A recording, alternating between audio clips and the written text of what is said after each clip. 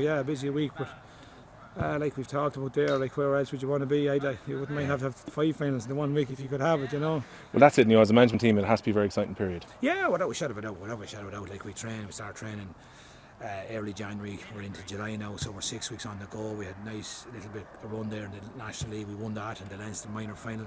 So there's been a 2-month period there where there's really been nothing going on. Only the seniors had the quarter final and semi final in Leinster, but the minors had no game at all until after the leaving cert. So it's now back at the full flight, and here comes another period where we have another couple of finals to play, and with a bit of luck we might get some success out.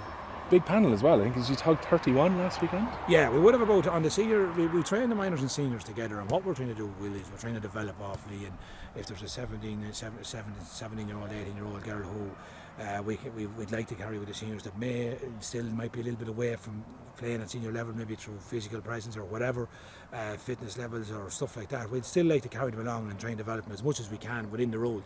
But we would have, our senior panel would have maybe 34 or 5.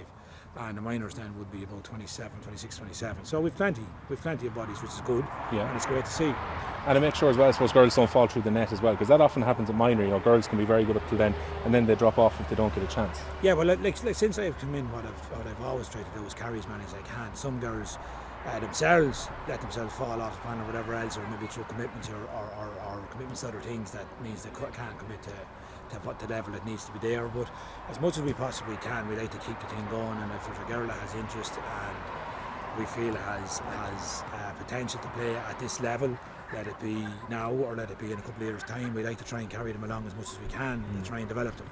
It's nice as well to have the panel supplemented by some of those major players coming back, like Trassa, like the girls who were playing camogie previously. They have experience of winning the All-Ireland in 2013. They have size. Has to be a huge help. It's massive. You can't underestimate the presence of experience and a little bit of know-how, and even when in the dressing room and in game day, and even when the game starts and stuff, they're just the presence. It's experience is what they have, and what people sort of I do say to people, and sometimes they fail to realise. Like I have girls in the dressing room as 3 All-Ireland senior adult inter-county, and I have obviously footballers that have 1.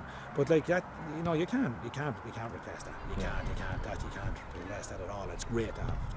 It's great to see Lorraine Keane back playing as well. Like she played a bit of camogie a couple of weeks ago, and she's back playing with you now again. Like she had a long time to wait until she came back. I know she had her travels in between, but for anyone who gets a serious injury, it's great to see them back in the field, isn't it? Oh, without a shadow of a doubt. Lorraine happened on Ireland final day. It was nearly an hour a bit before that, but that's when it officially happened. She got the operation done. She did a bit of travelling. She came back, but both Lorraine and Mairead, what we wanted to do is, Lorraine wasn't back in the country until I think it was April. Mairead was there. Always take it very slow and work it, and just make sure they're comfortable and get them bit by bit grind and get their confidence back in themselves and in their own, that they're able to go and compete.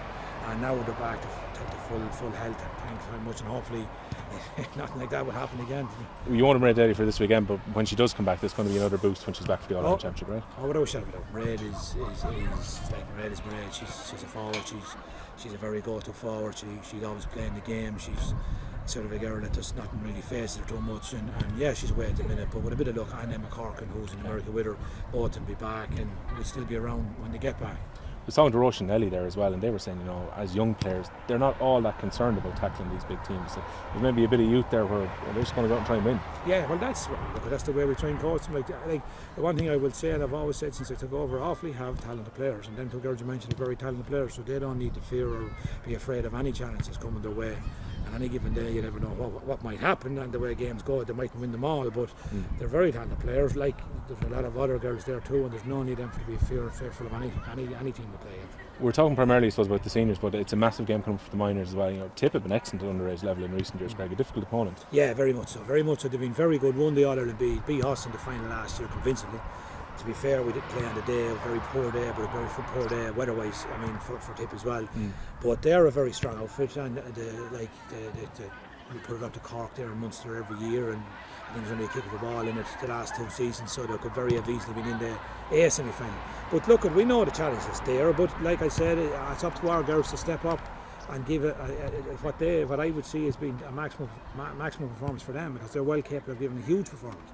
And we've a lot of talent. We've about 12 girls on the senior panel that's involved in the minors as well. So we have very good players too, and I'm looking forward to that. But like I said, it's performance from our minors need to be there. That's what has to be there. Last year, I wasn't happy with the performance, but either was the girls. We didn't play in the day. We got what we deserved, really.